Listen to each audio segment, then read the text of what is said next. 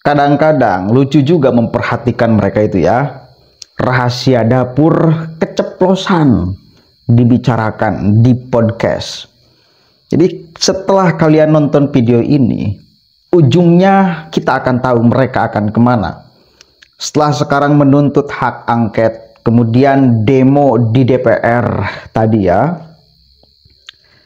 Lucunya tadi itu mereka melakukan podcast.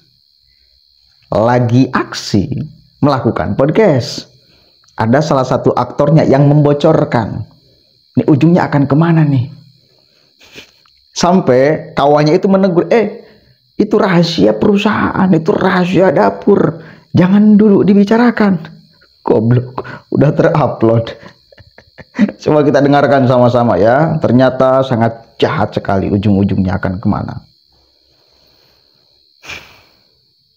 Ya, gerakan-gerakan ini belum ada komunikasi untuk bersama-sama, dan tidak mungkin kan sendiri-sendiri bisa menghasilkan, harus ada bersama-sama itu menggambarkan finishing atau seperti itu kayak apa? Saya kira harus ada magnet, magnet untuk bisa menyatukan gerakan dari mahasiswa, wirawan, emak, santri, gitu kan, aktivis, kelompok-kelompok yang sekarang mungkin berjalan sendiri-sendiri, gitu kan, ada magnetnya. Dan ternyata magnetnya itu hak angket, gitu. Jadi hak angket ini, gitu kan, nanti akan menjadi sambungan jembatan rasa antara partai politik yang kecewa, gitu kan, dengan perilaku rezim, gitu kan, yang memihak dan curang dalam pemilu, itu dengan perasaan rakyat, gitu. Jadi kenapa kok strategis sekali kita dorong hak angket? Hak angket itu mulai masuk saja nanti dengan 25 orang pengusul misalnya, itu sudah mulai ada galangan kekuatan massa untuk mendukung. Artinya harus didorong benar sampai disampaikan Pak Marwan tadi tentang angket tadi ya. Saya kira itu strategi. Jadi hak angket ini blessing in disguise, gitu, yang nggak terpikir pada waktu proses awal kita menyatakan pemakzulan, gitu kan, sampai kecurangan pun masih diarah-arahkan ke MK, gitu kan, nggak ada lagi jalannya. Selain itu paling kita ke Bawaslu, gitu kan, mengadukan. Tapi ternyata ada jalur politik yang tidak terduga, dan itu strategis, dan itu adalah hak penyelidikan. Jadi punya keleluasaan kerja pansus untuk membongkar, gitu kan, kecurangan pemilu, baik presidennya sendiri, gitu kan, karena hak angket itu menyangkut pelaksanaan undang-undang, maupun organ pemilu, yaitu undang-undang pemilu, di mana organ-organnya juga bisa diperiksa. KPU dan Bawaslu. Jadi gerakan di luar ini seperti yang terjadi hari ini atau di beberapa kota itu harus segera ada komunikasi dengan orang-orang DPR yang akan memproses itu. Saya kira akan dengan sendirinya. Dengan sendirinya. Walaupun kita sebagai aktivis ya harus menjalin komunikasi, gitu kan. Tugas kita adalah mensosialisasikan dan mengkoordinasikan proses yang berjalan. Itu tugas kita. Itu tantangan kita semua. Tapi sebenarnya hak angketnya sendiri akan bisa menggerakkan semua, gitu kan. Jadi kalau saya sangat yakin begitu mulai hak angket, kemudian ada follow up pada tingkat bamus atau juga mungkin paripurna, mungkin ada pro kontra, itu kan, dan sebagainya, itu adalah kekuatan yang bisa menyedot massa, masyarakat, umat untuk datang ke DPR berbondong-bondong, dan akhirnya peristiwa 98 akan terulang. Baik, itu kerjaan-kerjaan di belakang layar ya, nggak usah dibuka-buka. Mungkin 1 menit ada yang mau disampaikan? Ya, saya Oke. Dimotori oleh channel Refli Harun. Untung live streaming, jadi tertangkap deh kalimatnya itu. Nggak bisa dihapus, bukan uploadan, bisa diedit dulu. Live streaming, bos. Artinya gini loh, kita sebagai masyarakat mesti sadar, ujungnya mereka akan melakukan apa? Berbuat kerusuhan seperti 98. Kerusuhan seperti 98. Seolah kemudian situasi sekarang itu semencekam 98.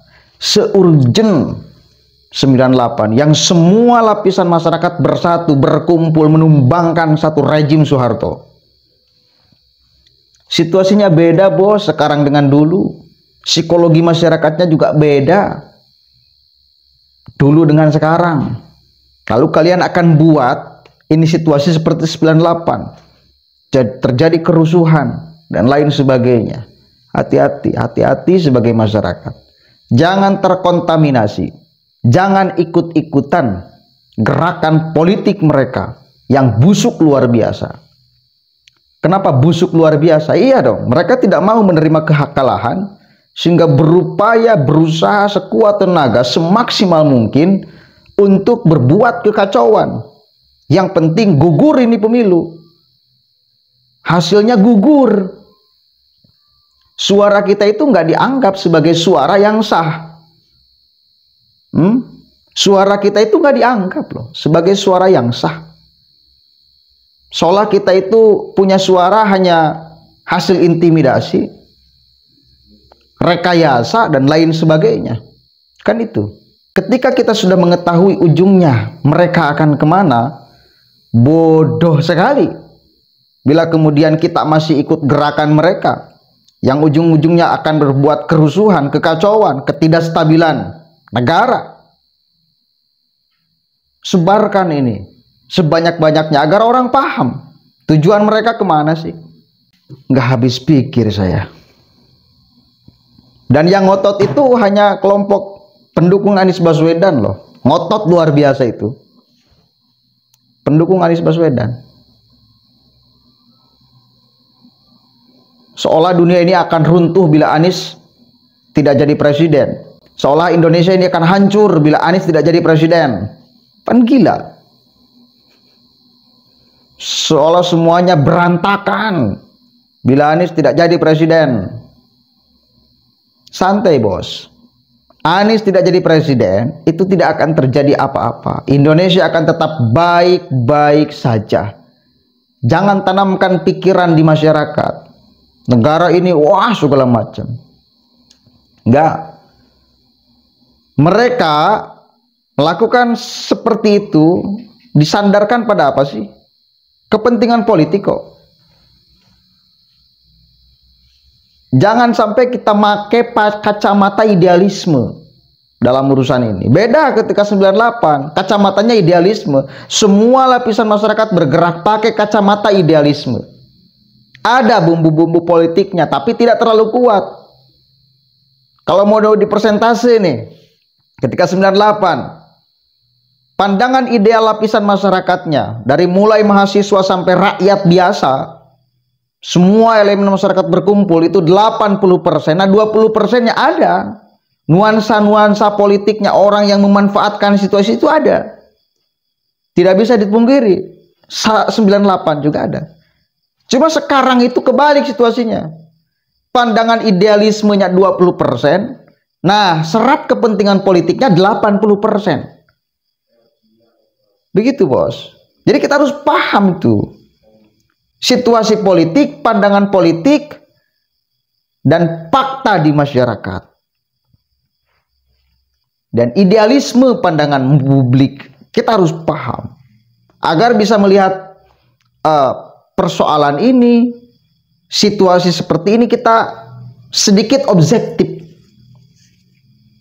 Khususnya bagi orang-orang yang masih belum terkontaminasi atau yang sudah terkontaminasi, tapi mari kita sadar bareng-bareng.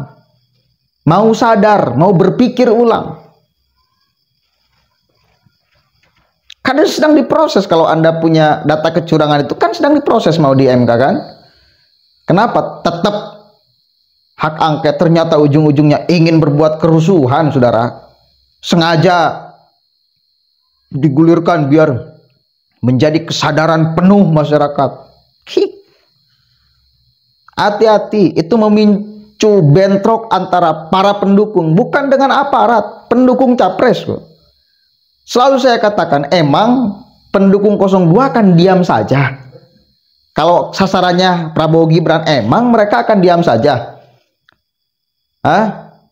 Yang 57% itu, katakan curangnya 2%, 54% itu, kita pakai pikiran kalian kan? Wah itu curang ya, kalaupun ada kecurangan tidak akan sesignifikan sampai 58%. Saya pakai analogi Gus Ulil.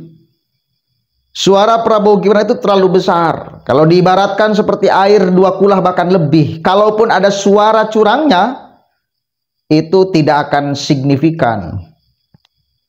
Kalaupun ada suara najisnya, itu tidak akan melebur kesucian air. Analoginya kan air 2 kulah. Air 2 kulah kalaupun ketiban najis, itu tidak lantas air itu menjadi najis, bos. 2 kulah lebih. Suara Prabowo Gibran pun sama analoginya seperti itu. Karena terlalu besar, ya, maka kalaupun ada suara curangnya itu tidak akan besar. Terlalu aneh bila kemudian suara Gibran yang 58%, Prabowo Gibran 58%, lantas kemudian disimpulkan bahwa itu suara curang semua. Enggak. Karena faktanya saya pun kemudian memberikan suara saya, masyarakat di tetangga saya juga memberikan suaranya secara ikhlas dan sah, tanpa ada intimidasi, tanpa ada tekanan. Kan gitu, saudara. Jadi hati-hati, sebarkan ini, ujungnya mereka akan kemana? Berbahaya sekali. 98, bos. Mau diciptakan seperti itu, gila. Mudah-mudahan ada manfaatnya. Assalamualaikum warahmatullahi wabarakatuh.